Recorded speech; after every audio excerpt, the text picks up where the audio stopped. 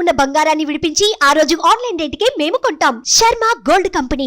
నమస్తే రమగారు. నమస్తే జయ. రమగారు, నరసింహస్వామి చరిత్ర మనం అప్పుడప్పుడు సందర్భానుసారంగా మాట్లాడుకున్నాం, కానీ పూర్తిగా ఒక కథ రూపంలో ఎప్పుడు చెప్పుకోలేదు. ఒకసారి చెప్పుకుందామండి. దశావతారాల్లో నరసింహస్వామి పరమాద్భుతమైన స్వరూపం, ఉగ్ర రూపం. శీఘ్రంగా సులభ సాధ్యుడుగా కూడా కనపడతాడు జయ. అవునా రమగారు? అప్పుడు శీఘ్రంగా సులభంగా రాలా, ఇప్పుడు వస్తాడు. ఓహో, ఈ కాలానికి వస్తాడంటారా? ఇప్పుడు వస్తాడు. ఇప్పుడు ప్రమాదాల్లో ఆయన చాలా సహాయకారిగా ఉంటాడు, చాలా తోడుగా ఉంటాడు స్వామి. ఎంత హాయిగా ఎంత ప్రసన్నంగా ఉంటాడో. నరసింహ చరిత్ర చెప్పాలంటే ముందు దశావతారాలు చెప్పుకోవాలి కదా. మత్స్య కూర్మ వరాహ అవతారాల తర్వాత ఈ మృగపతి అవతారాన్ని ఎత్తాడు ఈయన. నరమృగ రూపుడు, సగం మనిషి సగం మృగం. దీనికి ముందున్న స్వరూపం వరాహ స్వరూపం కదా. ఇవి రెండు ఇంటర్లింక్డ్గా కనిపిస్తాయి. వరాహ స్వరూపము నరసింహ స్వరూపము లింక్ దగ్గరగా. పూర్వం ఇప్పుడు జయ విజయులు అని విష్ణుమూర్తి యొక్క పార్షదులు, వాళ్ళ వాకిట్లో ఉండేటువంటి కాపలాదారులు. సనక సనందనాదులని నలుగురు మనుషులు. సనక సనందన సనత్కుమార సనత్ సుజాతులు. వాళ్ళు బ్రహ్మ కుమారులు, మానసపుత్రులు. బాలురుగానే కనపడతారు. మాకు జ్ఞానమే, వాళ్ళని సృష్టి చేయమంటే మేమేం చెయ్యం, మా జ్ఞానమే కావాలన్నారు వాళ్ళు. తర్వాత సృష్టి బ్రహ్మ చేసుకున్నాడు. ఈ బాలురుగా ఉన్న వాళ్ళు ఒకసారి వచ్చి విష్ణుమూర్తిని చూడబోయారు. స్వామివారు ఏకాంతంలో ఉన్నారు కాబట్టి ప్రవేశం కుదరదన్నారు ద్వారపాలకులు. వీళ్ళ కోపం వచ్చింది, మాకు అడ్డేమిటి అని చెప్పి విష్ణు సేవ మీ ఎందు ఉన్నదని ఇలాంటి అహంకరించారు కాబట్టి స్వామి సేవకి దూరం అయిపోండని శపించారు. తర్వాత విష్ణువు లేచి వచ్చి వాళ్ళని బలకరించి ఈ సేవా భాగ్యం లభించదని దుఃఖంతో కుమిలిపోతున్న జయ విజయులకి ఈ శాపానికి ఒక చిన్న సడలింపు చేశాడు. భక్తులుగా 10 జన్మలు ఎత్తుతారా, శత్రువులుగా 3 జన్మలు ఎత్తుతారా? నాకు భగవంతుని భక్తులుగా 10 లేదా 100 జన్మలని కూడా ఒక పాఠభేదం కనపడుతుంది. భగవంతుని భక్తులే, స్వామి మీద ప్రీతి ఉన్న వాళ్ళే కొన్ని జన్మలు ఎత్తాలి అలాగా. లేదా శత్రువులుగా స్వామిని ద్వేషిస్తూ ప్రభుద్వేషంతో 3 జన్మలు ఎత్తుతారా అంటే 3 జన్మల్లో తిరిగి వచ్చేయచ్చని జయ విజయులు ఇది కోరుకున్నారు. వాళ్ళు 3 సార్లు పుట్టారు. 3 సార్లు విష్ణుద్వేషులు ఎప్పుడూ దైత్యులే, రాక్షసులు. దేవతలు విష్ణువు యొక్క అన్నదమ్ములు, ఆయనతో పాటు ఉండేవాళ్ళు. విష్ణుద్వేషులుగా పుట్టాలంటే రాక్షస జన్మ అయితే ఆయన చేతిలో మరణం సంభవించే అవకాశం కూడా లభిస్తుంది. ఎందుకంటే హరి రాక్షసాంతకుడు కాబట్టి. అప్పుడు వీళ్ళు ఎలా కోరుకున్నారు? 3 జన్మలకి కోరుకున్నారు. మొట్టమొదటి జన్మ వాళ్ళు హిరణ్యాక్ష హిరణ్యకశపులుగా జన్మించారు. మళ్ళీ ఎవరికో పుటల, ఈ విష్ణువుకి దేవతల తండ్రి అయిన కశ్యప ప్రజాపతికి జన్మించారు. వాళ్ళ పరంపరలోనే హిరణ్యాక్షుడు హిరణ్యకశపుడు. వీళ్ళు బ్రహ్మదేవ కోసం విపరీతంగా తపస్సు చేసి వేరువేరు వరాలు పొందారు. పొంది విపరీతమైన వరగర్వంతో ముందు హిరణ్యాక్షుడు అతను ఏం చేశాడు? భూదేవిని ముంచేశాడు, సముద్రంలోకి పట్టుకెళ్ళి పడేసేసాడు.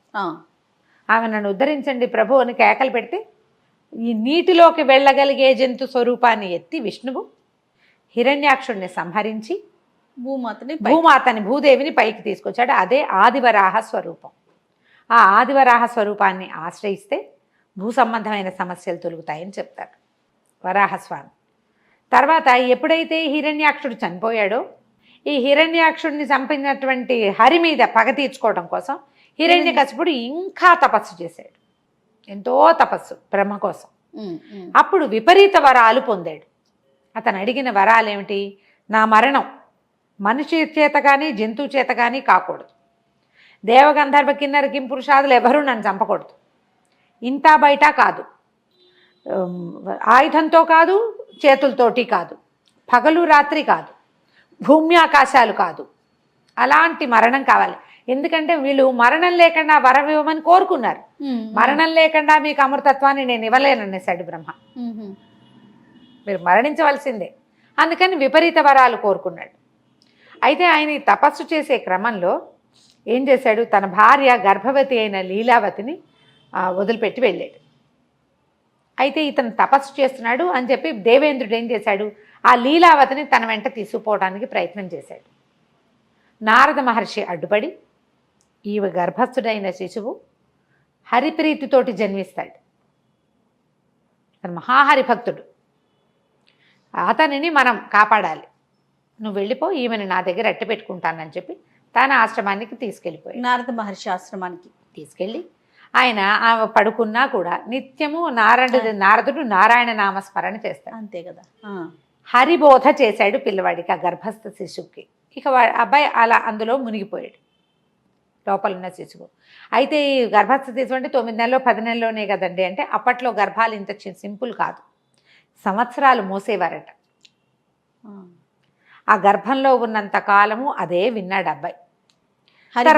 హరి గురించే విన్నాడు. లోకపాలకుడు హరి, లోక రక్షకుడు హరి, సర్వోన్నత దైవం హరే, ఇందుగలడు అందులేడని సందేహము వలదు, చక్రి సర్వోపగతుడు. అది ఆ భావాల్లో పిల్లవాడు ఉన్నాడు లోపల. తర్వాత ఏమైంది, పుత్రోదయం అయింది. పుత్రోదయం అయ్యాక కూడా ఆ పుట్టిన శిశువు కూడా ఈయన అలాంటి బోధే చేశాడు. తర్వాత కాలంలో హిరణ్యకశిపుడికి తపస్సు పూర్తయింది, వరం లభించింది. ఆయన దేవతల మీద దండెత్తాడు. తన భార్యను తీసుకెళ్ళడానికి ప్రయత్నం చేసినందుకు మొత్తం అణిచేశాడు, ముల్లోకాలు జయించేశాడు, ముల్లోకాధిపతి అయిపోయాడు. ఎక్కడా మరణం లేని వాడికి భయం ఏముంది, తెంపరితనం వచ్చేస్తుంది కదా.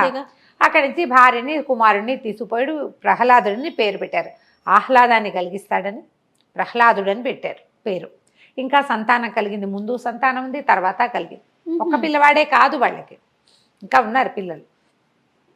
పిల్లాడు కొంచెం మందుడుగా ఉండేవాడు, యాక్టివ్ కాదు. ప్రహ్లాదుడు యాక్టివ్ వాడు కాదు, కూర్చుని హరినామస్మరణ చేసుకుంటూ ఉండేవాడు. పుట్టుకతోటే వైరాగ్య భావాలు ఉన్నవాడు. భగవంతుడే అన్నిటికీ మూలమని, అన్నిటికీ ఆద్యంతాలు అతడేనని నమ్మేవాడు అనమాట. ఈ పిల్లాడికి ఒక 7-8 సంవత్సరాలు వచ్చాక కొంచెం మబ్బుగా ఉన్నాడు, చదువులో పెట్టాలనుకున్నారు. అప్పుడు చండామార్కులని, చండు అమార్కుడు బహుశా వాళ్ళ పేర్లు, ఈ చండామార్కులకి అప్పచెప్పారు విద్య నేర్పించమని. వాళ్ళు ఏం చెప్పినా ఈ పిల్లాడికి క్షణంలో వచ్చేస్తుంది, ఏకసంధాగ్రాహి. కానీ హిరణ్యకశిపాయ నమః అని తండ్రిని పూజించాలని, తండ్రి సర్వోత్కృష్టుడని అంటే ఒప్పుకునేవాడు కాదు. ఈ దేహాలు పోయేవేవి, ఎప్పుడూ నిత్యుడుగా ఉండే భగవంతుడిని చూడాలి కానీ అనిత్యమైన మనల్ని ఎట్లా పూజిస్తాం, మనుషుల్ని పూజించకూడదు. రాక్షసుడైతే ఈయనకి మరణం తప్పదు ఎప్పుడో ఒకప్పుడు, నిత్యుడు కాదు కదా. మనం ఉన్నా లేకపోయినా ఉండేవాడు భగవంతుడు, నేనున్నప్పుడు ఉండేవాడు దేవుడేట అవుతాడు, అట్లా కాదు. ఇతను ఏం చేశాడు, పిల్లవాడు తన చుట్టుపక్కల ఉన్న వాళ్ళందరికీ హరిబోధ చేయటం మొదలుపెట్టాడు. హరినామస్మరణతోటి గురుకులం అంతా మారుమోగిపోయేది. పిల్లలు ఆ ఉద్రేకానికి లోనైపోయేవారు. మనం భజన చేస్తుంటే ఉద్రేకం వస్తుంది, అవునవును కదా. నామస్మరణతోటి ఒక రకమైన ఉద్రిక్తత వచ్చేస్తుంది, లోపల నరాలలో ఒక సంచలనం వస్తుంది, దాని మీదకి వెళ్ళిపోతాం. ఈ పిల్లలందరినీ అటువైపు తీసుకెళ్తున్నాడని వాళ్ళు ఏం చేశారు, సరే చెప్తున్నారు, నాయన ఇది వద్దు, ఇది చెయ్యొద్దు, నీ తండ్రి ఒప్పుకోడు, ఆయన హరిద్వేషి శివభక్తుడు అంటే కాదంటాడు ఇతను. తర్వాత ఏం చేశారు, పిల్లాడి చదువు పరీక్షిద్దామని పిలిచారు. పరీక్షించేసరికల్లా అతనేమన్నాడు, హరే సర్వాంతర్యామని చెప్పటం మొదలుపెట్టాడు. తండ్రికి అర్థం కాలేదు. ఇక పిల్లాడిని ఎలాగైనా, వీడు ఏంటంటే వీడు చీడపురుగు కుటుంబానికి, ఇలాంటి వాడు ఒకడు పుడితే ఇక మొత్తం కుటుంబం అంతా పాడైపోతుంది. పిల్లవాడిని సంహరించాలనుకున్నాడు ఆయన. నాకు ఇంటికి ఎక్కడ వేర్పురుగు ఉంటే ఇల్లంతా మొత్తం చెట్టంతా పోతుంది, నా కుటుంబం అంతా నాశనం అయిపోతుంది, మేమంతా హరిద్వేషంతో ఉంటే వీడొక్కడు ఎందుకు హరిప్రేమికుడుగా ఉండాలి. వాడిని చంపడానికి రకరకాల ప్రయత్నం చేశారు, విషం ఇచ్చారు, ఏది ఇచ్చినా హరినామ స్మరణతోటే స్వీకరించేవాడు. ఏనుగులతో తొక్కించడానికి ప్రయత్నం చేశారు, కొండల మీద నుంచి పడేశారు, అగ్నిలో పడేశారు, పెద్ద పెద్ద పాములతోటి కరిపించారు. ఏం చేసినా అతనికి మరణం రాల, ఏది ఇచ్చినా అతని లోపలికి వెళ్ళిపోయేది. ఆ భగవన్నామస్మరణే అతన్ని రక్షించేది. ఇక విసిగిపోయాడు తండ్రి. విసిగిపోయి ఒకనాడు తండ్రి కొడుకు వాదించుకున్నారు బాగా. చిన్న పిల్లవాడే, 10-12 ఏళ్ళు వచ్చింటాయి, అంతకంటే వయసు ఉన్నట్టుగా కనపడదు కథల్లో. మన సినిమాల్లో అయితే మరీ చిట్టి పిల్లవాడిగా చూస్తాం, అంత చిట్టివాడు కాదు, కొంచెం రాజ్యం చేయగలిగే ఆలోచన వచ్చే వయసు వచ్చిందనే అనిపిస్తుంది. తండ్రి తర్వాత అతనే రాజయ్యాడు కాబట్టి. తర్వాత ఒకరోజు పిలిచాడు, ఇద్దరు మాట్లాడుకున్నాక ఆయన అన్నాడు, సర్వాంతర్యామంటావు, ఎక్కడున్నాడో పిలువు, నాకు చూపించు అసలు ఇప్పటిదాకా ఎదురే పడలేదు, ముల్లోకాలు చూశాను నేను, ఎక్కడ చూసినా వాడు ఎక్కడున్నాడో మాకు కనపడలేదు, నేను చూడలా. అతన్ని చూసి అతన్ని సంహరించాలని కోరిక. మా అన్నయ్యని చంపేశాడు, నేను చంపాలి అతన్ని, చూపించు, నువ్వు ఎక్కడ చూపిస్తే అక్కడ చేస్తాను. ఇప్పటిదాకా అతని పేరు వింటాం, అతని ఇది వింటాను తప్పిస్తే నేను ఏనాడు అతన్ని చూడలేదు. అంటే నువ్వు చూడాలి అన్న దృష్టి లేదు నీకు. సర్వాంతర్యామి, ఎక్కడ పడితే అక్కడే ఉంటాడు. అసలు ఆ శ్లోకమే, ఆ పద్యమే అది. ఇందుగలడు అందులేడని సందేహం వలదు చక్రి సర్వోపగతుడు. ప్రతి చోట భగవంతుడు ఉన్నాడు, నీలో నాలో కూడా ఉన్నాడు. అయితే ఆయన మంటగా కోపం వచ్చిందనమాట. ఒక స్తంభాలు ఉన్నాయి వాళ్ళు ఉన్న సభా ప్రాంగణం, ఈ స్తంభంలో ఉన్నాడంటే ఎక్కడైనా ఉంటాడు చూడు నువ్వు అనేసరికల్లా ఇప్పుడు హరి నాకు కనపడాలి, కనపడకపోతే నేను చంపుతానన్నాడు పిల్లవాడిని. ఈ గద పెట్టి ఆ స్తంభాన్ని పగలగొట్టాడు. సాయంకాలం వేళ మునిమాపు చలవ చీకటి పడే వేళలో కొట్టేసరికల్ ఆ స్తంభం పెళపెళాభావాలతో పగిలిపోయింది. పగిలి అందులోంచి సమయం ఆసన్నమైంది కాబట్టి భగవంతుడు ఇట్లా 2 స్వరూపాలతో సింహపు ముఖము మానవ దేహంతో బయటకు వచ్చాడు. ఆశ్చర్యపోయాడు హిరణ్యకశిపుడు. నువ్వా, ఇలా ఉన్నావా నువ్వు అని ఆశ్చర్యపోయాడు. అసలు పద్యాలు ఎంత బాగుంటాయో భాగవతంలో, భలే అద్భుతంగా ఉంటాయి. అనేసరికల్ ఉగ్రరూపం, అలా వచ్చిన స్వరూపము. నువ్వు ఏదైనా కొట్టితే ఒక చోటకి వేడొస్తుంది కదా, ఎక్కడో కొట్టావు, పటా పటా పట్ట కొట్టావు, కొట్టిన చోట ముట్టుకో, నువ్వు చేత్తో కొట్టినా వెచ్చబడుతుంది. ఒక గంట మనం ఒక చోట కూర్చుంటే మనం కూర్చుని నేలే వెచ్చబడుతుంది. బాగా చెప్పారు కదా. అవునండి. ఈ స్తంభాన్ని ఇనప గదతోటి, లోహపు గదతోటి కొట్టి కొట్టి ఒక తీక్ష్ణతని వేడిని కల్పించాడు హిరణ్యకశిపుడు. ఆ వేడిలోంచి పుట్టిన భగవంతుడు మహోగ్ర రూపంతో వచ్చాడు. ఆ ఉగ్రరూపం చూసేసరికి వణికిపోయాడు పిల్లవాడు. ఇది ఇలాంటి స్వరూపంలో భగవంతుడు ఉంటాడని తెలియదు అతనికి. ఆ పాలకడల్లో ఎక్కడో పడుకుని ఉంటాడు అలాంటివే తెలుసు. భగవంతుడు ఎలా ఉన్నా భగవంతుడే. మనకు భయం వేస్తుంది కానీ నారాయణ నారాయణ అంటూ పక్కకి తప్పుకునేసరికి ఈయన ఏం చేశాడు, ఈ రాక్షసుడితో యుద్ధం చేశాడు. కానీ హిరణ్యకశిపుడు ఓటమిని అంగీకరించాల. గద తిప్పి ఆయన మీదకి పడ్డాడు యుద్ధాన్ని. పడేసరికి ఈయన ఒక దెబ్బ కొట్టి అతన్ని ఈడ్చుకెళ్ళాడట. ఈడ్చుకెళ్ళి కరెక్ట్గా గుమ్మం మీద కూర్చున్నాడు. ఆ గుమ్మం మీద అది ఇల్లు కాదు, వాకిలి కాదు. అతను ఎత్తి తన తొడల మీద వేసుకున్నాడు. భూమి ఆకాశాలు కాదు, భగవంతుని తొడల మీద ఉన్నాడు అతను. గోళ్లతోటి. అది సాయంత్రం కాదు, పగలు కాదు, రాత్రి కాదు, సాయంకాలం మునిమాపు వేళ చీకటి పడే సంధ్యా సమయంలో ఈ చేతులు కాదు, ఆయుధం కాదు, గోళ్లతోటి చీల్చి అతనిని సంహరించాడు. ఈ సంహరించేసరికల్లా ఆ ఉగ్ర రూపం చూస్తే వణికిపోయారు అందరూ. ప్రపంచం చాలా స్తంభించిపోయినట్టు అయిపోయింది. మొత్తం దేవతలంతా దిగి వచ్చేసారట. ఆయన్ని శాంతింప చేయలేపారు. ఆయన ఎంత ఉగ్రంగా ఉన్నాడంటే, ఆహారం తీసుకునే వేళ సింహం ఎలా ఉంటుంది, భక్షించాడని చెప్పం, గోళ్లతోటి చీల్చి సంహరించాడు. అవును అవును. అయితే వాళ్ళు ఏం చేశారు, బ్రహ్మాది దేవతలంతా వచ్చేసారు. లక్ష్మీదేవి కూడా వచ్చిన ఆయన శాంతించల. ప్రహ్లాదుడి కోసమే వచ్చాడు కాబట్టి అతని ముఖం చూస్తే శాంతిస్తాడని అతన్నే ముందుకు నెట్టి అతనితోటే ప్రార్థన చేయించారు. ఉగ్రత తగ్గిన స్వామి అక్కడ నిలబడల. ఆ విచిత్ర స్వరూపంతో ఆయన బయటికి వెళ్ళిపోయాడు. ఎప్పటికో శాంతించాడని చెప్తారు. అలా వెళ్ళిన ఆయన సింహం ఎందులోకి వెళ్తుంది, అడవుల్లోకి, కొండల మీదకి వెళ్ళిపోతుంది. అట్లా మొత్తం ఆయన సంచరించిన భూభాగాలన్నిట్లలోనూ ఒక్కొక్క దేవాలయం నిర్మించబడిందని చెప్తారు. అట్లా ఆయన సంచరించిన ప్రాంతం బయటికి వెళ్ళిపోయి సంచరించాడు. ఎక్కడెక్కడ ఆయన ఆగాడో వెళ్ళిపోయాడు. ఎక్కడ ఆగాడో అక్కడ ఒక ప్రత్యేకమైన దేవాలయం, ప్రత్యేకమైన కథ వచ్చింది. సింహాచలం కాదు, మనకి అహోబిలం. ఆ అహోబిలంలో ఆయన అసలు అది జరిగిందే అహోబిలంలో ఉంటారు. అహోబిలం మనం కొండ మీదకి పైకి వెళ్తుంటే ఒక పెద్ద ఇది కనపడుతుంది, సభాభవనం అంతా పగిలిపోయి ముక్కలుగా. అసలు అదే హిరణ్యకశిపుడి భవనం అని చెప్తారు. ఎంత పెద్ద పెద్ద కట్టడాలుగా కనిపిస్తుంది. పైన ఉక్కు స్తంభం అనే ఒక స్తంభం ఉంది, ఉగ్రస్తంభం. ఆ స్తంభం నుంచే స్వామి ఆవిర్భవించాడని కూడా చెప్పబడుతుంది. అహోబిలంలోనే ఈ కథ జరిగిందంటారు. ఆయన ఎన్నో ప్రాంతాల్లో, అటవీ ప్రాంతాల్లో సంచరిస్తే ఆ సంచరించిన చోటల్లా ఒక్కొక్క దేవాలయం చొప్పున చాలా ఉన్నాయి. పెంచెలకోన అలా బోల్డన్ని దేవాలయాలు ఉన్నాయి. ఒకసారి నరసింహ క్షేత్రాలన్నీ లైన్గా చెప్పుకుందాం. తప్పకుండా అండి. అక్కడి నుంచి ఏమైంది, లక్ష్మీదేవి శాంతించలేదు, ఆయన ఉగ్ర రూపంతో తిరుగుతున్నాడు. ఆయన్ని శాంతింపజేయాలి, మళ్ళీ వైకుంఠ ప్రవేశం చేయించాలి.